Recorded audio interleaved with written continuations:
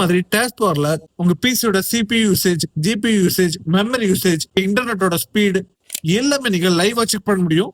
இந்த மாதிரி உங்க பிசிலையும் கொண்டு வர முடியும். அதை எப்படி பண்றது அப்படிங்கிறத பாத்துடலாம். மைக்ரோசாஃப்ட் ஸ்டோர் போயிட்டு மைக்ரோசாஃப்ட் பவர் டாய்ஸ் இந்த அப்ளிகேஷனை டவுன்லோட் பண்ணிக்கோங்க.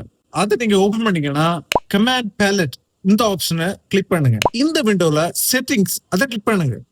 டக் ப்ரிவியூ இதை கிளிக் பண்ணுங்க. எனபிள் டக் அதை ஆன் பண்ணுங்க. இப்போ உங்க பிசில டாப்ல பாத்தீங்கன்னா சிபியூ, மெமரி, ஜிபியூ, உங்க இன்டர்நெட் ஸ்பீட், யூசேஜ் எல்லாமே நீங்க பார்க்க முடியும். இதை நீங்க உங்க டாஸ்க் பார்ல கீழே கொண்டு வரணும் அப்படின்னா பொசிஷன் அப்படின்னு இருக்கும். அதை கிளிக் பண்ணி பாட்டம் செலக்ட் பண்ணுங்க. இப்போ அந்த டூல் பார் பாத்தீங்கன்னா கீழே வந்திருக்கும்.